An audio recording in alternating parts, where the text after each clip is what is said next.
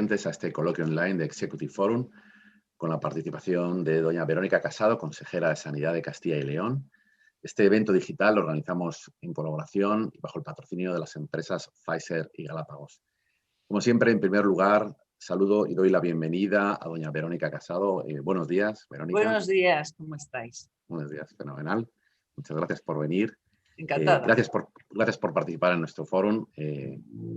Comentamos en la reunión previa, últimamente hemos celebrado encuentros similares con los responsables de sanidad, con los consejeros de sanidad de Extremadura, de Cantabria, también con la presidenta de la Comisión de Sanidad del Congreso. También quiero saludar a las personas que representan las empresas que nos acompañan. En primer lugar, a don Sergio Rodríguez, presidente y director general de Pfizer España. Buenos días, don Sergio. Hola, buenos días. ¿Qué tal estás, César? Muy bien, gracias por venir. Y también a don Carlos Hoyo, director general de Galápagos España. Buenos días, don Carlos. Buenos días, César. ¿Cómo estás? Gracias por venir también. Bueno, la consejera, como saben todos los asistentes que se han inscrito a este webinar, nos va a hablar del escenario sanitario en Castilla y León en el COVID-19. Para empezar, quiero hacer un resumen biográfico y profesional de nuestra invitada, lo cual no es tarea fácil porque su currículum vitae es realmente extenso y completísimo en todas las facetas, desde el punto de vista académico, médico, de gestión, como decía, de ejercicio de la medicina, en su faceta de investigadora. Pero bueno, haré un intento de resumir, ¿no? Verónica Casado Vicente es médico especialista en medicina familiar y comunitaria desde el año 86, doctora en medicina y cirugía desde 1987 y ejerce como médico de familia en el equipo de atención primaria del Centro Universitario de Salud Parquesol de Valladolid desde el año 89. Ha participado en más de 600 obras de diversa índole en el ámbito científico, así como en numerosos capítulos de libros, informes y artículos científicos en publicaciones nacionales e internacionales. La consejera de Sanidad es miembro de la Sociedad Española de Medicina Familiar y Comunitaria, SEMFIC, y el pasado año fue elegido por la Organización Mundial de Médicos de Familia, WONCA, como la mejor médico del mundo en su Congreso Mundial de Medicina Familiar y Comunitaria. Esa fue la primera vez que una médica de familia española consigue este reconocimiento. Realmente, como decía, los méritos son mucho más amplios, pero en aras de la brevedad he tenido que hacer un resumen para no alargarnos porque queremos condensar bien esta hora escasa que tenemos, ¿no? Al igual que en otros coloquios, nuestro esquema de intervenciones es muy sencillo. Tras las presentaciones iniciales y las palabras de Verónica Casado, tendremos una ronda de preguntas de los asistentes que pueden hacer a través de Zoom o de YouTube, ¿no? Aprovecho para recordar que también nos pueden seguir por Twitter con este hashtag que aparece aquí encima de mí, con Coloquio Sanidad CIL, Castilla y León. Y como también decía, pues antes de las palabras de Verónica, quiero dar el turno de palabra a los representantes de las empresas que nos acompañan. En primer lugar, cedo el turno a don Sergio Rodríguez, presidente y director general de Pfizer España. Sergio, tu turno, por favor. Gracias, César. Y buenos días a todos y bienvenidos a este coloquio en el que tenemos la suerte de contar con Verónica y yo creo que ha glosado ya un currículum extenso y es un lujo tener una consejera de sanidad de una comunidad como Castilla y León hoy aquí pues para compartir un rato con nosotros en medio de un entorno complejo en el que estamos todos y especialmente cuando todas las personas que tienen responsabilidad en sanidad.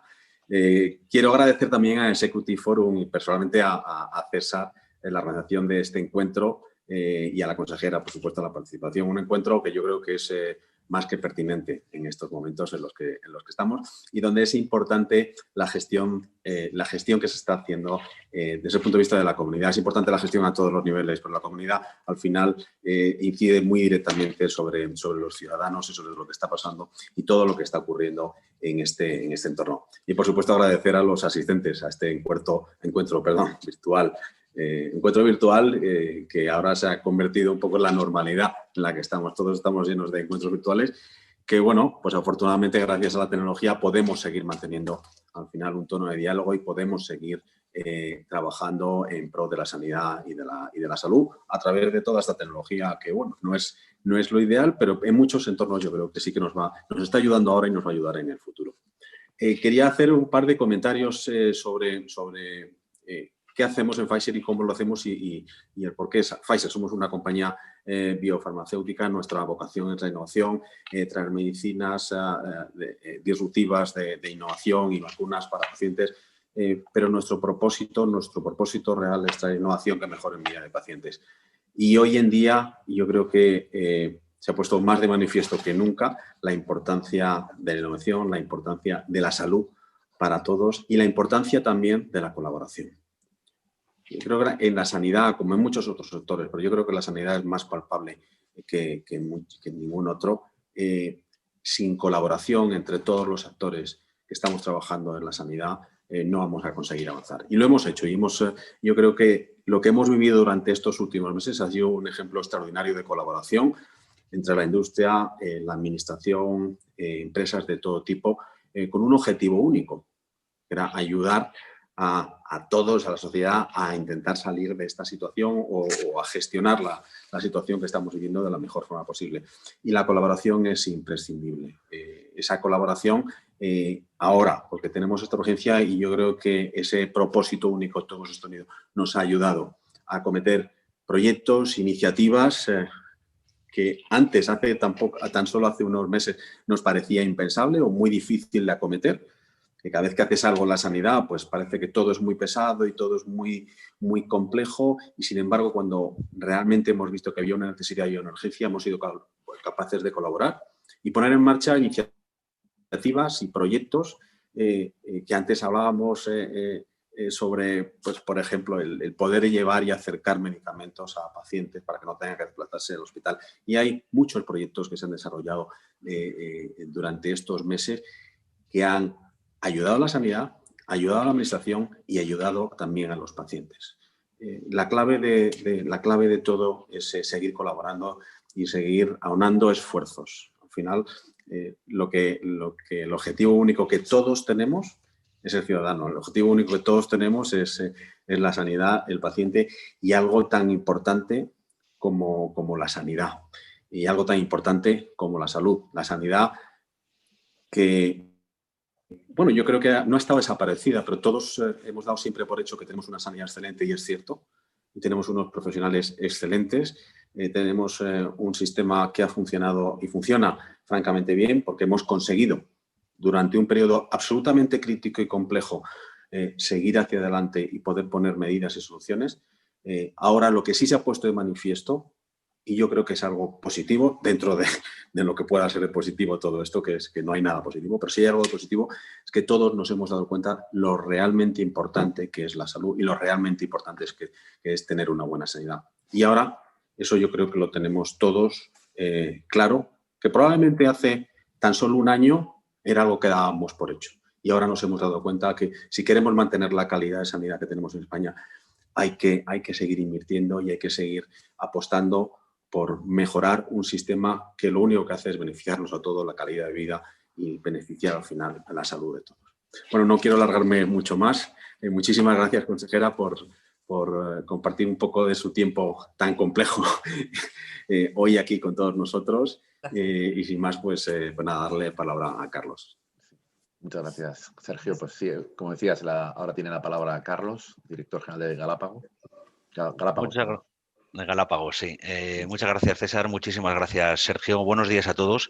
Buenos días, excelentísima señora consejera, doña Verónica Casado. En primer lugar, quería dar las gracias a Executive Forum España por contar con nosotros en esta iniciativa. Es un auténtico placer desde Galápagos participar en ella y poder tener este tipo de encuentros realmente tan interesantes. Desde la industria biotecnológica sabemos bien que más allá de cualquier debate político que tenemos ahora, los sistemas sanitarios están viviendo un momento realmente complejo, derivado de esta situación que tenemos con la pandemia del COVID-19. Y esto, como comentabais antes, pues está afectando profundamente al plano sanitario, al plano social, al plano económico de absolutamente todos los países, ¿no? En este contexto, ha puesto de manifiesto la extraordinaria relevancia de tener un buen sistema sanitario para hacer frente a la situación en la que estamos viviendo y de apostar por la ciencia, por la investigación y por la innovación, como os estábamos comentando hace un momento. En este sentido, nuestro compromiso desde Galápagos realmente es tratar de aportar nuestro granito de arena en este sistema sanitario, mejorando la vida de muchos pacientes que realmente para nosotros son la piedra angular de nuestro trabajo. Galápagos, como sabéis, acaba de llegar y acaba de iniciar su andadura en España y me gustaría muy brevemente compartir con vosotros quiénes somos y qué es lo que hacemos. Somos una compañía biotecnológica de origen belga cuyo objetivo es ofrecer a los profesionales sanitarios y a los pacientes nuevas opciones terapéuticas que realmente sean innovadoras. Nos focalizamos en enfermedades en las que realmente sabemos y somos conscientes de que existe una necesidad que no está cubierta a día de hoy, y nos estamos focalizando a día de hoy en la inflamación y en la fibrosis. Acabamos de llegar a España, como comentábamos, pero sí es verdad que llevamos más de 20 años trabajando en I+D, y lo hacemos a través de una plataforma de investigación pionera que nos permite atacar la raíz de las enfermedades y no solamente los síntomas. Además de todo esto, de seguir manteniendo nuestro esfuerzo, como comentaba, en investigación, daros algún dato, dado que el 80% de los 1.000 empleados que trabajamos en Galápagos trabajan en I+D, y hemos dado el paso a día de hoy hacia la comercialización de nuestros primeros tratamientos. Como decía, afrontamos un contexto realmente muy complejo en el que considero que es clave que todos los agentes implicados podamos trabajar juntos, y solo así vamos a lograr una gestión adecuada y eficiente de esta crisis, que por otra parte va mucho más allá del sistema sanitario, ¿no? Quiero expresar delante de todos vosotros pues, el compromiso que tenemos desde Galápagos para ayudar a acoplarnos a todo el complejo sanitario a las nuevas situaciones que estamos viviendo ahora y en un futuro. Pero, sin lugar a dudas, la gestión sanitaria ahora más que nunca cobra una relevancia especial, y seguro que la excelentísima señora consejera nos puede dar alguna perspectiva muy interesante de su experiencia. Muchísimas gracias y un saludo a todos. Muchísimas gracias, Carlos. Carlos Fillo, director general de Galápagos. Y ahora tiene la palabra Verónica Casado, consejera de Sanidad de la Junta de Castilla y León. Bueno, yo lo primero que quiero hacer es dar la bienvenida a todos los asistentes. Yo creo que esta es una plataforma interesante y hay muchas personas ahora mismo que están compartiendo con nosotros estos momentos. Y antes de seguir, pues evidentemente agradecer a César Chiva, director de Executive Forum, por el hecho de coordinar esta iniciativa, que es una iniciativa magnífica, y, como no, a los patrocinadores, a los laboratorios Pfizer, que, como les decía antes, ¿quiénes son? No les conozco. Hace 2 días que están en nuestras vidas. La verdad es que Pfizer es un gran conocido. Yo he tenido la suerte de conocerlos desde hace tiempo y colaborar con ellos. Entonces, buenos días, Sergio Rodríguez. Encantada de estar aquí con vosotros. Y buenos días, Galápagos. En su nombre está Carlos Hoyo, con lo cual, pues encantada también de estar con vosotros. Yo lo que quería era contar un poco la situación en la que estamos. Tengo una presentación que la vamos a poner.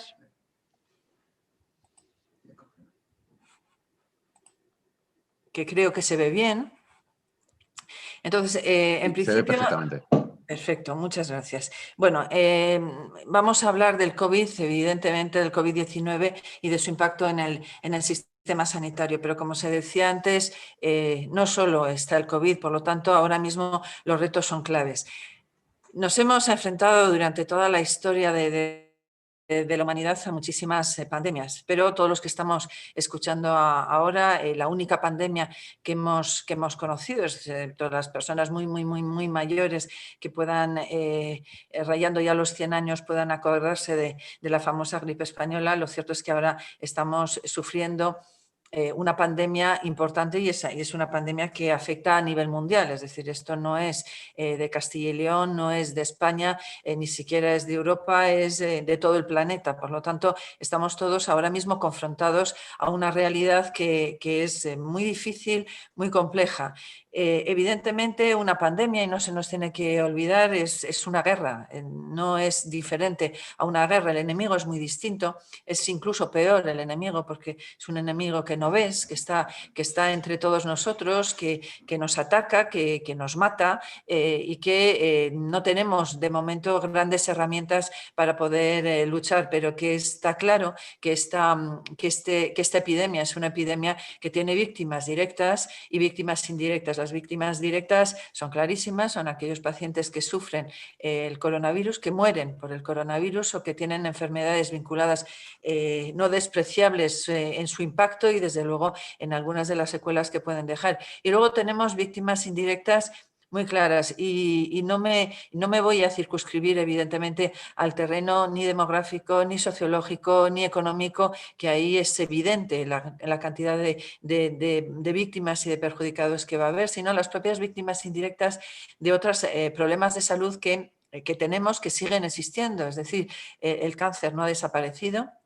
está ahí, sigue siendo muy frecuente el cáncer colorectal, el cáncer de mama, el cáncer de pulmón, el cáncer de piel. Todos los cánceres están ahora mismo ahí, están agazapados, siguen existiendo y nosotros tenemos que dar respuesta, y no solamente a eso, sino a las enfermedades cerebro y cardiovasculares, a la salud mental y a todas aquellas patologías que tienen un alto impacto sobre la mortalidad. Y evidentemente ahora mismo el gran reto es conseguir ese equilibrio entre ser capaces de adaptar el sistema a un entorno COVID y a un entorno no COVID que sigue existiendo y sigue matando a nuestras personas y desde luego disminuyendo su esperanza de vida, su calidad de vida, sus expectativas de vida.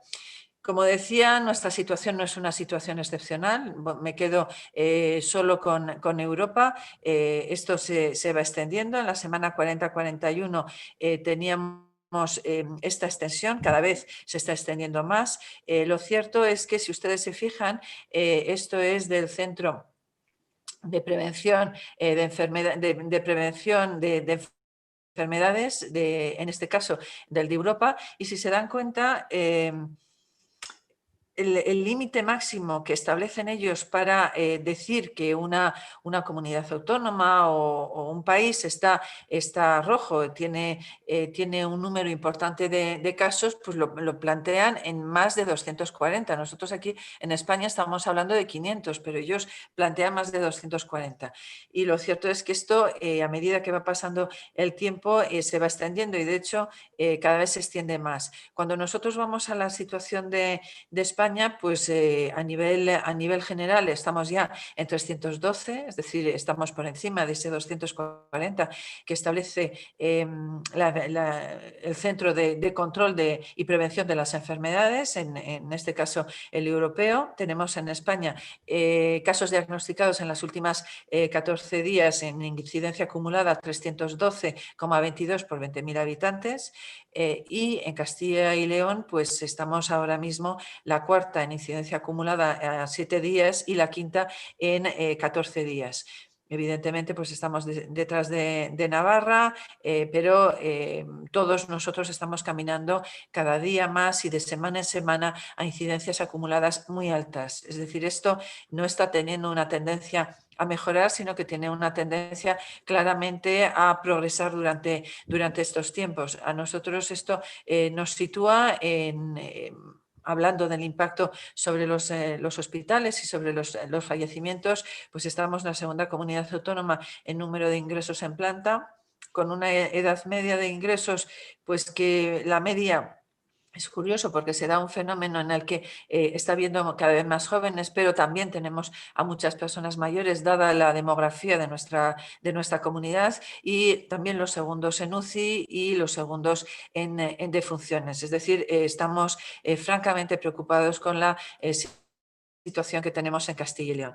Si nosotros comparamos los datos que teníamos el 1 de septiembre a los que tenemos el 19 de octubre, es decir, muy recientes, pues vemos que los cambios son extraordinariamente importantes, es decir, hemos duplicado. Si ahora la tasa de incidencia podemos decir que PCRs, medidas en PCRs positivas en los últimos 14 días tenemos 490 por 100.000 y a 1 de septiembre teníamos 214 por 100.000, es decir, esto va aumentando mucho. En mes y medio hemos duplicado la incidencia acumulada tanto a los 7 como a los 14 días y estamos declarando semanalmente el doble de casos. En algunas de nuestras provincias, de nuestras áreas sanitarias, es más evidente el problema que tenemos, pero en otras es menos, pero nos preocupa todo globalmente porque si algo tiene el coronavirus es que es una enfermedad altamente contagiosa y se disemina con frecuencia. Y nosotros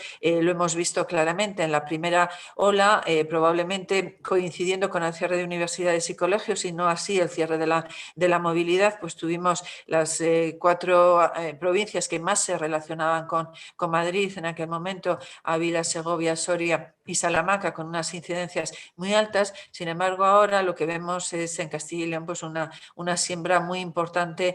¿Por qué? Pues porque ha habido muchas fiestas, muchas no fiestas, en las que casi siempre 15 días después te encuentras con incidencias acumuladas muy elevadas. Las diferencias, como decía, entre la primera ola y la segunda, las características de los afectados, estamos teniendo más ingresados y más personas en UBI que son más jóvenes que en la ola anterior. Otra gran diferencia es los objetivos en sí mismos del sistema.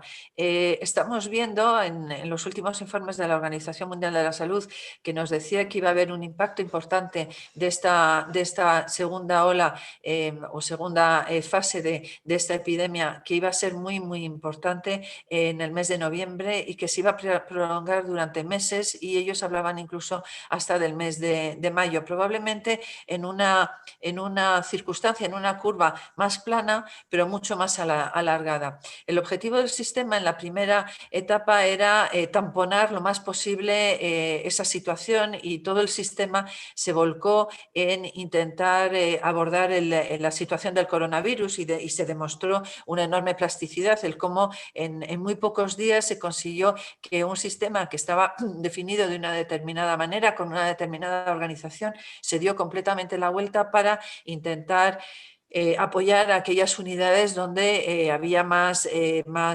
presión, como podían ser las UBIs, las plantas de medicina interna, de neumología, las puertas de urgencias, la atención primaria.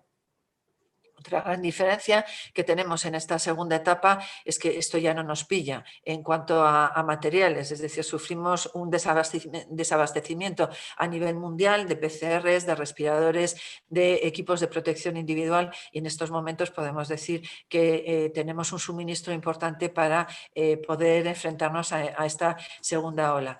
Y como decía, y vinculado a los objetivos del sistema, que es intentar, por una parte, disminuir la incidencia, la prevalencia, pero también el impacto sobre otras enfermedades de otras enfermedades que tienen una clara evidencia sobre la mortalidad, es decir, tenemos una serie de enfermedades que son evitables y que tienen unos impactos sobre muerte y sobre nivel de calidad de vida y expectativas de vida muy importantes, y que hacen que ahora mismo tengamos que reorientar ese sistema. La situación hospitalaria general, pues la diferencia que vemos es muy clara. No teníamos prácticamente en la primera ola, teníamos pocos medios diagnósticos en cuanto a PCRs, y por lo tanto lo que hospitalizábamos era mucho más que lo que podíamos analizar, y eso se ve en la comparativa entre la línea amarilla y la línea azul. Sin embargo, vemos que ahora mismo los nuevos positivos van en paralelo a los hospitalizados. Entonces, a medida que vamos teniendo más nuevos positivos, pues sabemos que vamos a tener más hospitalizados en planta y que vamos a tener más hospitalizados en UCI. En este momento nuestras plantas están como el 23 de abril y nuestras UCIs como el 3 de mayo. Es decir, estamos ya en una situación bastante compleja. Cuando nosotros hicimos las proyecciones de qué era lo que esperábamos que podía suceder con esta epidemia, pues lo que hablábamos es cómo se iban a funcionar con una tasa de ataque del 35%, con una tasa de ataque del 25% o con una tasa de ataque del 15%. Veíamos que si estábamos en una tasa de ataque del 15%, podíamos disminuir a las 12 semanas. La primera ola se pareció bastante más a la zona azul.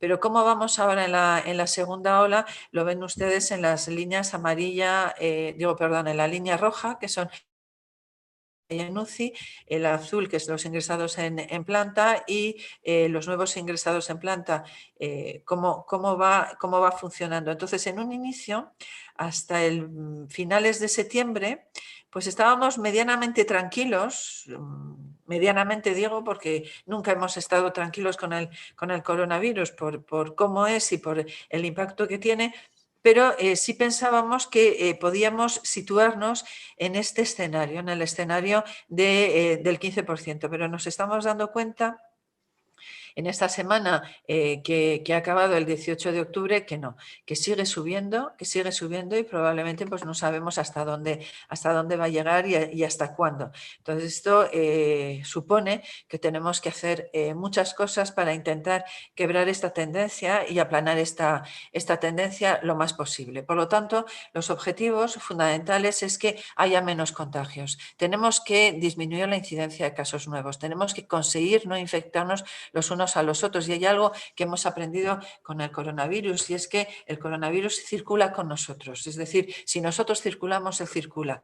Fue evidente lo que hizo el confinamiento. El confinamiento, al meternos a todos en nuestras casas, algunos más que a otros, evidentemente algunos no salimos del despacho durante todo ese tiempo, pero lo cierto es que confinar a las personas significó el quebrar esa línea de crecimiento, pero evidentemente nosotros queremos intentar no confinar, pero mantener una disminución de casos nuevos, y eso ahí sí que es muy importante la responsabilidad de cada uno de nosotros. Tenemos que disminuir la prevalencia de la enfermedad, es decir, no solamente los casos nuevos, sino los que están, porque todos vemos el número de días que puede llegar a durar la enfermedad, y en los casos graves dura muchos días. Hemos visto semanas y meses a personas en las unidades de cuidados intensivos. Tenemos que disminuir la mortalidad por la enfermedad, pero la mortalidad, el exceso de mortalidad, no solamente por la enfermedad, sino por otras causas, y desde luego disminuir la letalidad de la enfermedad, conseguir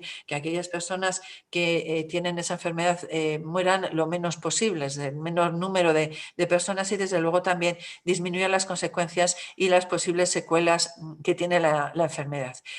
Por lo tanto, la estrategia que nosotros nos hemos planteado, escuchando mucho, y además yo creo que forma parte del ADN de esta consejería y de todas las personas que trabajamos en esta consejería, es que tenemos que ir de la mano de los clínicos y tenemos que ir de la mano de la ciencia. Por lo tanto, hemos querido unir siempre ciencia y política, y de hecho hemos hecho ya 2 grandes reuniones en las que todo el gobierno, con el presidente Mañuecos a la cabeza, con todos los consejeros de cada una de las consejerías, nos reuníamos con los 20 expertos y los técnicos de la consejería para intentar aunar este principio que es fundamental, de ciencia y política. Nosotros escuchamos mucho lo que nos dicen las sociedades científicas. Ha habido 55 sociedades científicas que dicen que tenemos que ir de la mano de las evidencias, que tenemos que ir de la mano de los clínicos, y desde luego esto lo tenemos claro y lo hacemos así. Es decir, nuestros coordinadores clínicos, el coordinador clínico de la UBI, el coordinador clínico de interna, el coordinador clínico de neumología, el coordinador clínico de urgencias, los coordinadores clínicos de atención primaria trabajan juntos para intentar desde el propio sistema sanitario informar sobre cuáles son las mejores evidencias que tenemos y las mejores actuaciones que podemos hacer. En todo esto ha habido algún cambio en relación a la segunda, la importancia de las campañas de comunicación, la importancia de significar que está en nuestra mano evitar entrar en una UCI, o que otras personas entren en una UCI, o significar que cuando estamos esperando y somos contacto estrecho de una persona, no hay que esperar a la PCR ni si es positiva, ni si es negativa, ni si me la hacen o no, tenemos que estar en cuarentena durante 10 días. Es decir, todos estos mensajes es muy importante que los extendamos y que los digamos todos. Otro elemento importante que hemos introducido ha sido la coordinación intersectorial. Es muy importante la labor de los alcaldes. Los alcaldes han sido y son claves. Aquellos alcaldes que han entendido el problema, que han participado en las medidas, que han ayudado a que las personas, sus ciudadanos, sus conciudadanos entiendan la importancia del tema y entiendan la importancia de las medidas de prevención, pues han ayudado mucho a no a frenar, porque no se está frenando, pero sí a intentar contener esta situación. La coordinación con los rectores también es y ha sido clave. Estamos teniendo ahora mismo una subida muy importante de contagios entre los 14 y los 29 años, entonces evidentemente no solamente es población universitaria, pero es población joven que la mayor parte de ellos, aunque alguno ha entrado en el hospital, pero la mayor parte de ellos suelen tener enfermedad leve o incluso asintomática, pero son vehículos de transmisión. Y nosotros, que estamos en una comunidad autónoma donde hay tantísimas personas mayores, donde su riesgo y su fragilidad es enorme, donde hay tantas personas con enfermedades crónicas, es muy importante evitar el contagio, es importantísimo evitar el contagio. Por otra parte, hemos pivotado todas nuestras estrategias sobre los sistemas de información. Estamos contentos de que hemos recibido varios premios por la transparencia de nuestros datos, de nuestro portal. Es absolutamente clave tener sistemas de información, porque si no sabemos lo que pasa, difícilmente vamos a poder poner las medidas correctoras. Y también una reivindicación que hemos tenido desde el inicio de la pandemia, desde el mes de febrero, ha sido y sigue siendo el que tengamos criterios comunes. Creemos que estamos en un estado y que tenemos que tener criterios comunes a la hora de definir indicadores, criterios comunes a la hora de definir umbrales, criterios comunes a la hora de, aplicando esos umbrales, definir los niveles de alerta, el nivel 1, el nivel 2, el nivel 3 o ya el nivel máximo, que significaría el confinamiento, y cuáles son las actuaciones que se tienen que hacer en cada uno de los niveles en cuanto a restricciones. Eso para nosotros es clave, y también es clave, yo esto lo he reivindicado mucho en el Consejo Interterritorial, que primero tenemos que estar unidos, segundo tenemos que tener criterios comunes, y que son estos criterios y esa unión la que nos va a permitir a todos salir de esta encrucijada. Otro elemento importante es la reorganización de la asistencia. No podemos dedicarnos solo al COVID, tenemos que trabajar en el COVID y en el no COVID. Y luego el último elemento, como he dicho antes, son los coordinadores clínicos. Es clave la opinión de los que están todos los días trabajando en nuestro sistema. Es clave saber qué opinan, es clave dejarnos aconsejar por ellos, porque bueno, que yo y la mayor parte de las personas que me acompañan hemos estado hace muy poco en el sistema, queremos escuchar a los que están en el sistema ahora y los que están viviendo de primera mano esta situación en los centros de salud, están en emergencias y en los hospitales. Estas son parte de las campañas que hemos tenido. Evidentemente Alejandra no se llama Alejandra, pero sí ha tenido una neumonía bilateral por COVID-19 y sí ha estado en una UCI intubada. Y luego pues tenemos una campaña que ha sido diseñada por una médico y que además es artista gráfica, que es la doctora Mónica Lalanda, en el que bueno, pues manda estos flashes que son muy importantes.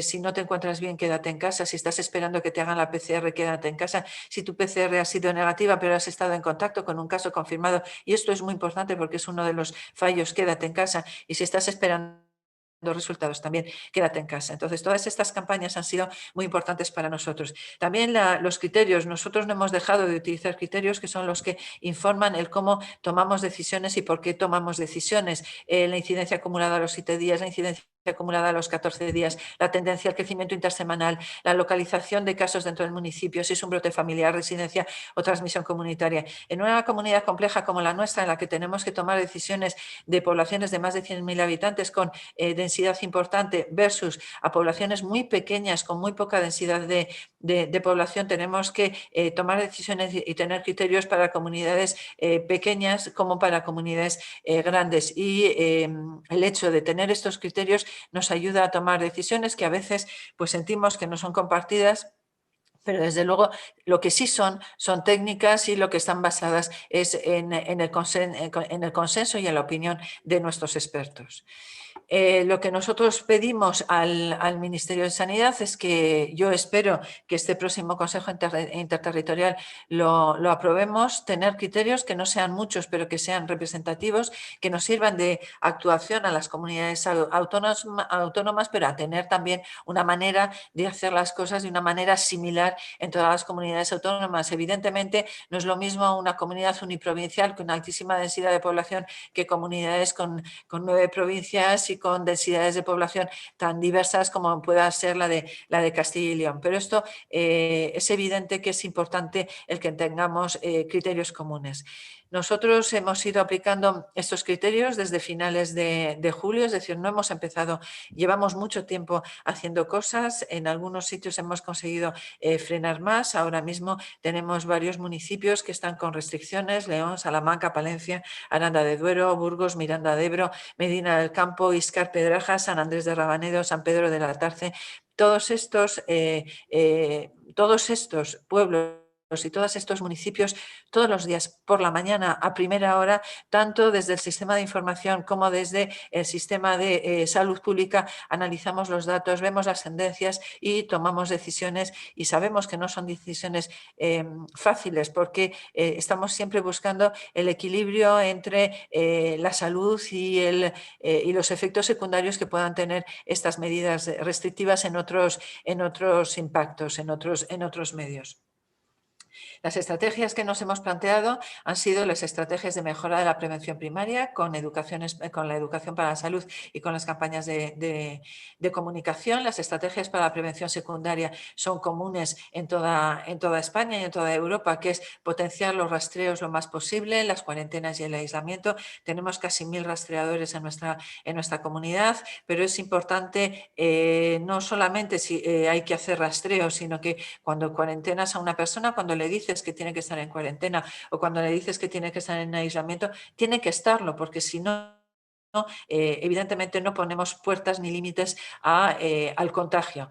El diagnóstico, las PCRs y predicción de las necesidades que tenemos de los antígenos de segunda generación. Esperamos todas las nuevas metodologías diagnósticas que cada vez nos pueden facilitar más, y aquellas que podamos hacer con autotomas o de manera más directa, pues son estrategias que van a ser importantes, pero de momento lo que tenemos que están validados son las PCRs y los antígenos de segunda generación. Y luego se está investigando mucho en tratamientos, algunos que parecía que iban a ser importantes, pues no parece que en los estudios científicos estén siendo muy validados, pero mantenemos una actitud muy expectante a los tratamientos y a las vacunas. Y para nosotros es importante porque esto es lo que puede generar un cambio de tendencia si podemos llegar a aplicar en este caso, una vacuna segura y una vacuna efectiva. También tenemos estrategias de prevención terciaria, de seguimiento de aquellos pacientes que han sufrido el COVID y ver cuáles son los impactos que puede dejar la enfermedad en el COVID, y sobre todo la propuesta de la mejora institucional con otras instituciones que tienen mucho que hacer y que decir, sobre todo en la primera parte de prevención primaria.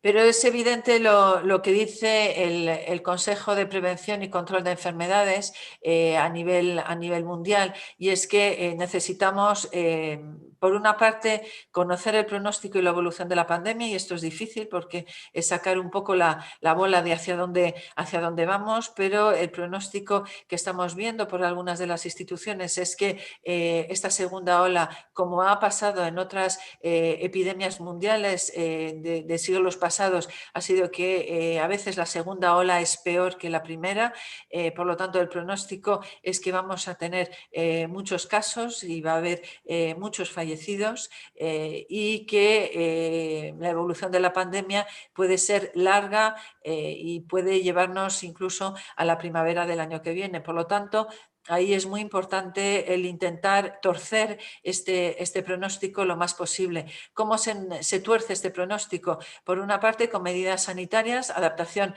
del sistema a la época de pandemia, como he dicho antes, es decir, tenemos que tener de alguna manera previstos cuáles son los circuitos COVID y el abordaje del COVID, pero también previsto el circuito no COVID y el abordaje de los problemas de salud que son evitables. Y luego las medidas no sanitarias, que son las medidas restrictivas, conocidos por todos, que se plantean a nivel mundial, de ocio, restauración, colegio, universidades. Y en las universidades no es tanto en la universidad en sí misma y lo que pasa dentro de la universidad, sino todo lo que está alrededor de la universidad. Los confinamientos perimetrales, las burbujas, el deporte, el toque de queda, el estado de de alarma, con confinamiento domiciliario. Son todas las medidas sanitarias que están puestas encima de la mesa por parte de todos los gobiernos de este planeta, con diferente instauración de la misma. Las estrategias a seguir por el SACIL van en esta línea, es decir, en la línea de, por una parte, reequilibrar el sistema, y el reequilibrio del sistema va por utilizar medidas de alivio y apoyo. En este momento tenemos una saturación telefónica importante y, por lo tanto, tenemos que trabajar con las líneas 900, con el COVID AP, que funcionó muy bien en la primera ola, que es equipos de apoyo a la atención primaria que dan sobre todo información y dirigen a los pacientes hacia los mejores recursos que les puedan solventar el problema, apoyo en el rastreo, las arcas de Noé, los recursos intermedios, la hospitalización a domicilio, las residencias medicalizadas, el COVID residencia, el COVID CAR, la centralización de la atención de la patología respiratoria y la detección del coronavirus en aguas fecales son algunas de las estrategias que estamos siguiendo en este momento. Esta última de detectar el coronavirus lo estamos implantando sobre todo en colectores que estén a la salida, especialmente de residencias, porque somos la comunidad, si no la que más, yo creo que estamos, o la primera o la segunda en número de residencias y en número de personas mayores que viven en las residencias, y el seguir de alguna manera estas residencias que no tienen COVID, si detectamos que hay coronavirus en las aguas fecales, saber que vamos a tener que intervenir rápidamente en esa residencia, y en las que no, pues seguir haciendo las estrategias de prevención y educación, de manera que sobre todo los cuidadores tomen todas las medidas necesarias para poder cuidar con seguridad a estas personas.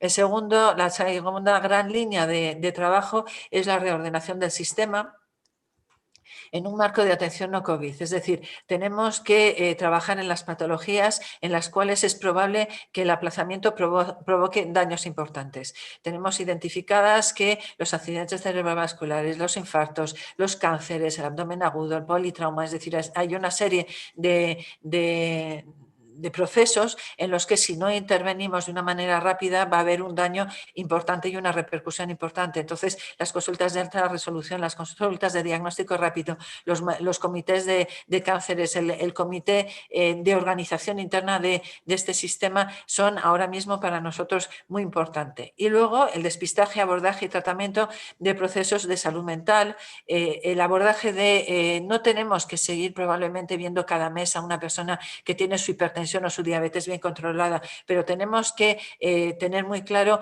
que cuando hay un cambio en los síntomas de una enfermedad crónica, ahí sí que tiene que dar respuesta rápida el sistema, o algunas lesiones musculoesqueléticas, o las intervenciones quirúrgicas planificadas que tienen una prioridad alta, no prioridad 1 urgente, pero sí una prioridad alta que tenemos que seguir haciendo, o las terapias físicas. Esto lo hemos visto claramente en aquellas personas que han estado tiempo en nuestras UBIs, que necesitaban claramente terapias físicas, pero no solamente del COVID, sino del no COVID y por otros motivos diferentes. Necesitamos también, en nuestra tercera línea, tener un sistema efectivo de seguridad y asistencia, es decir, una salud laboral segura, una actualización científica clara, es decir, para nosotros es absolutamente clave el que nuestros científicos y nuestros clínicos nos digan cuáles son las cosas por las que tenemos que ir, porque hay evidencias de que eso funciona.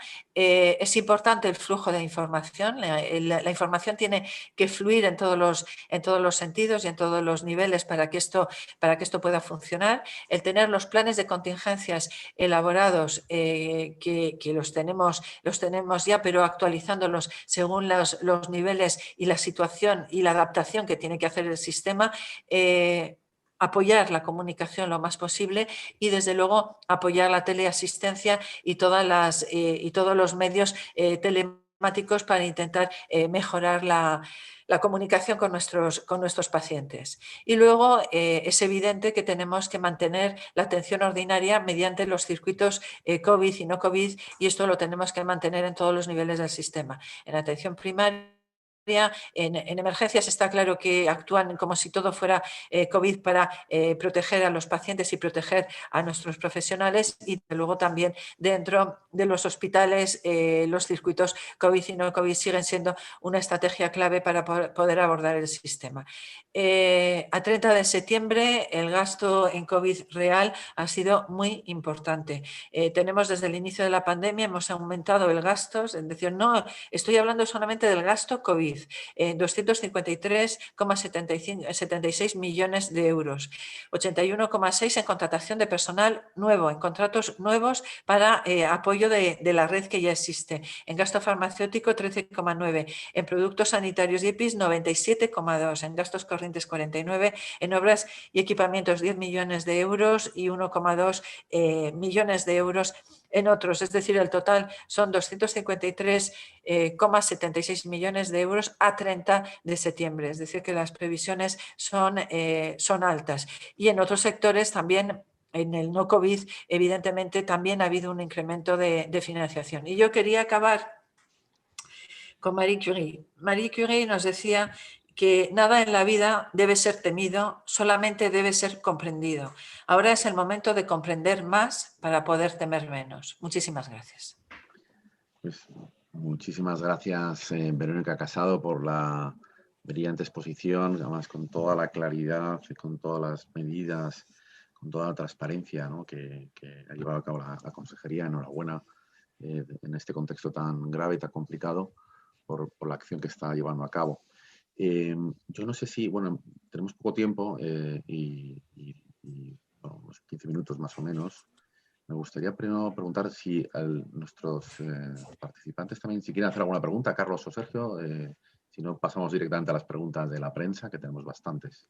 Gracias, César. Yo sí tenía una pregunta. Muchísimas gracias, Verónica, por la intervención y los interesantes datos que nos has mostrado. Mi pregunta va relacionada en cómo podemos contribuir desde la industria farmacéutica a facilitar y a hacer mucho más sencillo toda esta situación tan complicada en la que estamos viviendo ahora mismo. ¿Cómo podemos ayudaros? Bueno, yo creo que vosotros en el campo de la investigación y de la innovación tenéis mucho que hacer y mucho que decir. Entonces, yo creo que seguir en esa línea que vosotros tenéis como industria es algo que es fundamental. Y luego, bueno, pues como comentaba antes, pues ayudarnos a que algunas cosas puedan llegar más a nuestros pacientes. Pero sobre todo, en este caso, yo creo que lo que más es la innovación y la investigación, lo que más ahora nos puede ayudar a la hora de seguir avanzando, porque estamos combatiendo a un gran enemigo, a un grandísimo enemigo, con herramientas cuanto menos bueno, pues muy limitadas. Es decir, tenemos que apoyarnos mucho en la responsabilidad individual, no tenemos grandes protectores, y entonces todo el tema de las vacunas y de los fármacos, bueno, pues es importante. Es importante que sigáis en la innovación y en la investigación.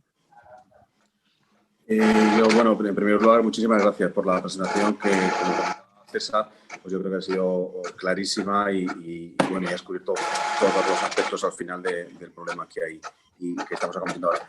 Uno de los aspectos diferenciales de Castilla-La Mancha, de Castilla y León, perdón, es parecemos, ¿eh? Y además lo que te iba a preguntar tiene mucho que ver también con características de la otra Castilla, es la dispersión geográfica. Al final hay una gran dispersión geográfica, la población está dispersa y eso para la sanidad sabemos que es un problema adicional. ¿Qué estáis haciendo en este entorno tan extremadamente complejo para intentar paliar todo esto? Porque hay también, por otro lado, hablábamos antes de toda esta tecnología, la telemedicina, que probablemente va a ayudar mucho a que toda la asistencia sanitaria y el cuidado de la salud pues sea un poco mejor. Pero en este preciso instante, ¿qué estáis haciendo para intentar? Bueno, quizá en la primera ola de la pandemia lo que vimos más es el impacto sobre el hospital y el impacto sobre las UCIs. En la segunda lo que más hemos visto es el impacto sobre la atención primaria.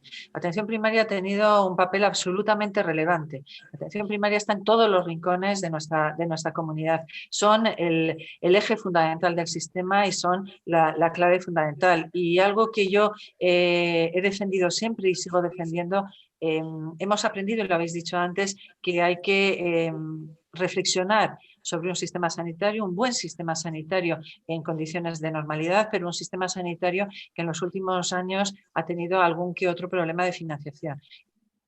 Y entre ellos la financiación de la atención primaria. Entonces, yo creo que la reflexión de qué queremos como sistema sanitario, qué le pedimos al sistema sanitario, es una reflexión que tenemos que hacer todos.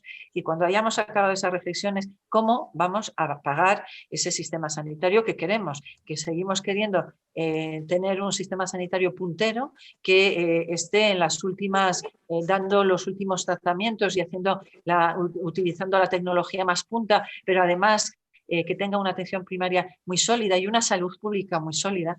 Si eso es así, probablemente tenemos que reflexionar sobre cómo tenemos organizada el sistema sanitario, cómo podemos apoyar mejor en nuestro sistema sanitario en cuanto a las cosas que tiene que hacer y a las cosas que tiene que ofrecer y sobre todo cómo lo tenemos que financiar. Entonces, ¿y por qué hago esta reflexión? Pues porque la atención primaria de Castilla y León, pues es cierto que es la que más médicos de familia tiene de toda España, tenemos 1 por 900, pero necesitamos reorganizar, necesitamos de alguna manera blindar más esa atención con mejorar el nivel de calidad, pero intentar hacerlo en un equilibrio en el que es muy difícil, porque cuando hay mucha dispersión, pues es muy difícil hacerlo. Entonces, ahí es donde tenemos que apoyarnos en el trabajo en equipo, en el trabajo de las auxiliares administrativas que reciben las llamadas y que las saben dirigir bien, en la enfermería, que es absolutamente clave en un sistema como el nuestro, donde lo que necesitamos es sobre todo cuidados, es decir, el papel que va a tener y que juega la enfermería en una comunidad como la nuestra es clave, y luego dar todas las herramientas que permitan ser lo más resolutivos posibles a los médicos, a los profesionales que están en la atención primaria, pues para poder dar la mejor solución, y que tener un dermatoscopio pues lo pueda tener todo el mundo, y una telemedicina y teledermatología para si yo veo una imagen que no me gusta lo pueda ver a muchos kilómetros un dermatólogo, verlo conmigo para intentar decirme, oye, cuidado porque esta lesión no me gusta, o cuidado porque... Entonces, estamos implementando todas estas medidas, y para nosotros es muy importante reforzar el sistema, pero también es verdad que tenemos también una población envejecida, y no solamente envejecida demográficamente en nuestra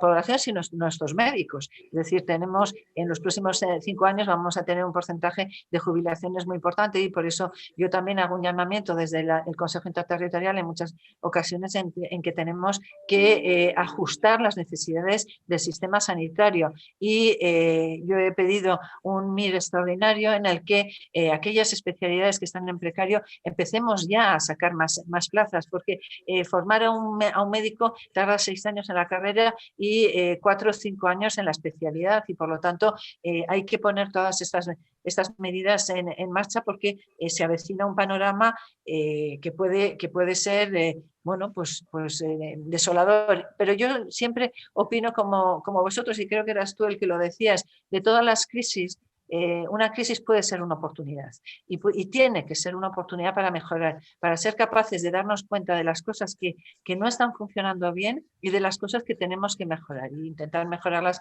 entre todos. Gracias. Simplemente reiterarte el ofrecimiento de que contéis con nosotros, con la industria, para colaborar en todo este proceso que yo creo que nos compete a todos. Gracias. Muchas gracias. Bien, pues muchas gracias a Sergio y a Carlos. Hay más preguntas. Verónica, aprovechando, tenemos todavía 10 minutitos.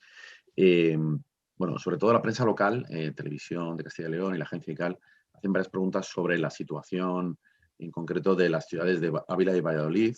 Y la pregunta es muy particular, si se prevén nuevos confinamientos perimetrales esta misma semana. Aprovecho y también te hacen una pregunta sobre dice que la UCI como creo que no sé si lo has comentado, del Hospital Río Ortega está al 94%. ¿Cuándo va a entrar en funcionamiento el edificio Rondilla, que es el antiguo Hospital Río Ortega? Y luego también otra pregunta, si se aplican los nuevos niveles de alerta en los que trabaja el Ministerio, ¿cuántas ciudades de Castilla y León entrarían en el nivel 4, que es el más duro, y qué medidas adicionales se plantea la Junta más allá de las fijadas para el nivel 3? Son varias cosas. Vale, a ver, vamos a ver. La primera pregunta es que no las he apuntado porque creía que me las ibas a hacer de una en una. A ver, la primera que Sí, me has dicho. disculpa. Sí, perdona. Sí. Es, bueno, ¿qué Casi va a me vas pasar? diciendo las preguntas y yo te las Sí, voy contestando. vale, sí, fenomenal, mejor, lo hacemos así. Mira, en Claro. concreto, te preguntan por los posibles confinamientos de las ciudades de Ávila y Valladolid, si se prevén que vaya a haber confinamientos perimetrales esta misma semana. Esa es la primera, si Bueno, quieres. vamos a ver, todas las ciudades están progresando. No me gusta hacer anuncios porque en algún caso hemos visto que hemos quebrado la tendencia, es decir, hemos tenido alguna ciudad, por ejemplo, ha sido Valladolid, que en un momento determinado parecía que se acercaba mucho y de repente pues no se ha acercado, o Salamanca. Salamanca puso muchas medidas y la verdad es que las cosas fueron bien. El análisis lo hacemos a diario y a medida y en el momento que nosotros vemos que hay una situación en la que cumplimos esos criterios, inmediatamente hablamos con el alcalde porque creemos que es el primero que lo tiene que conocer y luego ya después, pues incluso ya después más gente, nuestros propios directivos y demás. Entonces, no voy a hacer ahora anuncios porque creo que me puedo confundir además y entonces todos los que hoy, por ejemplo, sí puedo decir que Burgos entra en confinamiento, pues porque ya está anunciado y porque está el BOE, ayer fue Aranda de Duero, pero no puedo decir más. Lo cierto es que estamos en una situación complicada, toda España está en una situación complicada, toda España estamos en un nivel de alerta importante, toda España estamos en nivel de alerta 3-4, entonces, bueno, pues es evidente que las medidas, como decía, yo creo que ya nosotros estamos aplicando todas, quizá hay una cosa que nos dicen nuestros expertos, a veces no es tanto cuestión de aplicar más medidas, sino de cumplir las que tenemos, Entonces, si seguimos viendo personas sentadas en las terrazas de nuestras cafeterías con esto puesto en la oreja, es decir, sin taparse la boca, que en ese momento no están ni bebiendo ni comiendo, solamente hay que quitarse la mascarilla cuando comemos y bebemos. Entonces, eso hay que tener mucho cuidado. Cuando rompemos las burbujas domésticas, cuando nos relacionamos con mucha más gente, cuando no respetamos el 1,5 metros, pues evidentemente podemos llegar a tener problemas. Entonces, es importante que apliquemos las medidas y a veces no es tanto seguir restringiendo, sino seamos todos responsables de las medidas que podemos todos y cada uno de nosotros cumplir. Muy bien. Bueno, una de las preguntas ya la has respondido ahora con tu respuesta. Sí. La otra es una pregunta, como es muy puntual, te la hago, ¿no? El tema de cuando entra en funcionamiento el edificio Rondilla, que es el antiguo Sí. hospital del Bueno, me Río Ortega. comentabas de la UCI de Río Ortega, efectivamente, está cubierta por COVID y no COVID, está en un 94%, pero evidentemente nosotros tenemos camas estructurales y camas que son de UCIs extendidas y podemos llegar a mucha más capacidad en toda la comunidad. Es decir, nosotros teníamos inicialmente 166 camas, luego pasamos a 215, luego estamos en más de 300 y podemos llegar a tener 500 camas de UCI, pero la idea es intentar que esas UCI sean COVID y no COVID, es decir, que tengamos las dos cosas para seguir teniendo la normalización. En cuanto al edificio Rondilla, la próxima semana ya tenemos ya está acabado, puede tener una proyección de hasta 200 camas, pero tenemos ya 50 camas disponibles para su utilización. Pero solamente se va a utilizar si rebosa el sistema, es decir, todo lo que podamos hacer donde estamos, pero también trabajando con una estrategia que tuvimos en la primera etapa que nos funcionó bien y es considerar que toda Castilla y León es un área sanitaria y todos nos ayudamos a todos. Y además tomando las decisiones de quién hace el traslado no la toma, ni la tomo yo, ni la toma el gerente, ni el director médico, lo toma el coordinador clínico, la persona que está hablando todos los días con los jefes de servicio y le dice, oye, ¿cómo estás? ¿Puedes recibir? Yo te mando, hacemos esto, hacemos lo otro. Entonces, eso da mucha potencia al propio sistema y eso vamos a seguir haciéndolo. Fenomenal. Bien, ha quedado muy claro.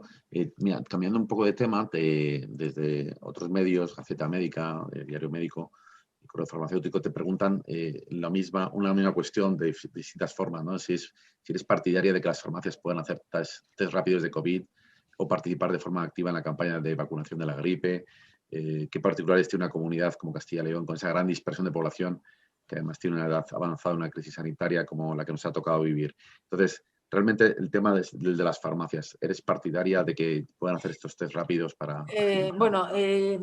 Yo ahí tengo mis dudas porque el de hacer el test rápido tiene que significar el poder hacer después el rastreo, poder hacer después la cuarentena y el aislamiento, poder hacer el seguimiento. Entonces, por una parte, si en algún momento hay algún medio que sea diagnóstico de verdad, es decir, que podamos tener una PCR, un antígeno de segunda generación en la que la toma no tenga que ser nasofaringea, que eso complejiza mucho la situación. En ese momento, cuando algo sea más fácil, siempre puesto en mucha red con el sistema sin perder información desde salud pública y desde el propio sistema sanitario para poder seguir haciendo el seguimiento, la respuesta es que sí, pero tiene que ser desde una coordinación perfecta. Esto no es cuestión de que yo me compro, como estoy viendo a veces, anuncio, me compro por internet una cosa que mastico y veo si sí. No, vamos a ver, que esto es muy serio y esto es muy importante. Entonces, primero, tienen que estar validados los test. Los test se validan por el Instituto Carlos III, que nos dice, primero nos lo dijo con las PCRs, luego nos lo dijo con los antígenos de segunda generación, pero dice una cosa muy clara, el antígeno de segunda generación es útil cuando hay síntomas. En sintomáticos es claramente es evidente su utilidad. Pero lo que no está demasiado claro es en aquellas personas en las que no tengan síntomas. Si no tienen síntomas y pertenecen a grupos en los que puede haber una alta prevalencia de la enfermedad, como puede ser los propios profesionales del sistema sanitario o profesionales de otra índole, ahí sí podemos plantearlo. Es decir, que de manera muy coordinada esto se podría hacer, pero muy coordinada y desde luego sin perder un ápice de la información, porque es clave para poder hacer los seguimientos, las cuarentenas y los aislamientos. Y en cuanto a la vacuna, desde luego, vamos a ver, yo tengo absolutamente claro que son nuestro brazo, es decir, que la farmacia de un pueblo es un elemento más, y más aquí en Castilla y León, es un elemento más del sistema sanitario. A veces, como ellos muy bien dicen, y yo reconozco, a veces es el primero, es decir, es el primer sitio al que tú vas y le preguntas al farmacéutico ¿y qué hago y qué dejo de hacer? El papel que ellos están haciendo de promoción de la vacunación de la gripe es muy importante. Y yo creo que entre todos lo estamos haciendo tan bien que durante la primera semana hemos colapsado el sistema y quiero también mandar un mensaje de tranquilidad. Va a haber vacunas, tranquilos, no tenemos que vacunar el primer día, las vacunas van a ir llegando y la verdad es que ha habido una respuesta muy importante por parte de la población que está muy bien, pero que tranquilos, que va a haber vacunas y que vamos a seguir vacunando todo el tiempo que sea necesario. Vale, muy bien. Verónica, tenemos muchísimas preguntas, pero lo que no tenemos es tiempo. Quiero decirte que ha habido varios mensajes de felicitación por tu exposición y por la actuación que está llevando a cabo el SACIL. Te lo transmito porque yo creo que es bueno al menos que tengas... Se agradece. Efectivamente, ¿no? Quiero terminar con una última pregunta, al margen de lo que quieran preguntar luego si quieren Sergio y Carlos. Una persona te pregunta, María Teresa García, te pregunta si está trabajando en la consejería, sí que lo has comentado, me parece, en la exposición, ¿no? Si está trabajando en la consejería en el ámbito de la telemedicina, la telemonitorización de los pacientes, por ejemplo, diabéticos o cardiológicos, y si no lo estáis haciendo, ¿crees que sería relevante hacerlo? ¿Qué necesidades ves en este ámbito? Sí, lo estamos haciendo, pero es verdad que son proyectos piloto y que no están todavía generalizados en toda la comunidad. Pero evidentemente es una de las apuestas fundamentales. De hecho, en la última reunión que tuvimos de gobierno con los expertos, en las que estaba también Rafael Bengoa, que le pedimos como experto externo y uno de los firmantes de la carta del Lancet, pues que nos diera un poco su perspectiva. Una de las cosas que ellos decían es que había muchas iniciativas de hospitalarias para fuera del hospital y de fuera del hospital para adentro que podía hacer que fueran interesantes. Pues, por ejemplo, el seguimiento de la insuficiencia cardíaca o los seguimientos de cánceres. Es decir, esa telemonitorización, nosotros apostábamos ya previamente al COVID y el COVID nos ha entrado de una manera tan terrible que ha hecho que, bueno, pues que nos tengamos que adaptar. Pero esos proyectos no les hemos dejado. Y de hecho, una de las cosas que yo he querido crear con mi equipo ha sido los equipos de clínicos. Es decir, los clínicos que nos digan, que nos den las ideas, porque son los que ven el problema, los que lo están viviendo. Oye, que es que tenemos estos pacientes con insuficiencia cardíaca. Ya hubo una experiencia en Salamanca que fue muy interesante, en los que hacían monitorizaciones desde el hospital. Entonces, todo esto es una apuesta y es una apuesta de extensión. Pero también quiero decir que ahora mismo lo que queremos es priorizar iniciativas y esta, precisamente la monitorización del diabético. No tenemos ahora que tener al diabético todos los días en consulta para ver si estoy bien o estoy mal. No, tengo yo que ser responsable, tengo que ser un paciente informado, que sepa controlar mi enfermedad, pero también que sepa detectar mis señales de alarma, y esas monitorizaciones nos sirven para poderlo detectar y abordarlo. Bueno, pues muchísimas gracias. La verdad es que, como te decía, Verónica, hay muchísimas preguntas, no tenemos tiempo y además yo soy consciente de toda la jornada que tienes por delante, no solamente hoy, sino todos los días. El teléfono lo suelo llevar encima de mí y me lo he quitado porque sé que no podría haber estado hablando ni 2 minutos seguidos. Entonces, os agradezco mucho la comprensión. No. Ahora mismo tengo un montón de reuniones más, pero ha sido un auténtico placer estar aquí con vosotros. Te agradecemos, por supuesto, que hayas podido sacar este hueco para todas las personas que lo han podido ver, también para los medios de comunicación que lo han seguido. Aprovecho también para comentar que Verónica nos da permiso para que compartamos la presentación que ha hecho, porque hay gente también que me ha escrito pidiendo a ver si la podía compartir. Y entonces, pues quiero dar las gracias a Verónica Casado, consejera de Sanidad de Castilla y León, y también a nuestros participantes de Pfizer y de Galápagos, para los dos, Carlos Hoyo y Sergio Rodríguez, pues por haber estado con nosotros. Si queréis decir algo para terminar, los dos, Carlos o Sergio. No se te oye, Sergio, que no tienes el audio. Ahora sí. Gracias. No, yo simplemente agradecerte, Verónica, pues tu exposición, la claridad y la energía, además, que pones, y la pasión que además es necesaria. Esa energía, esa pasión es necesaria para que todo esto siga hacia adelante.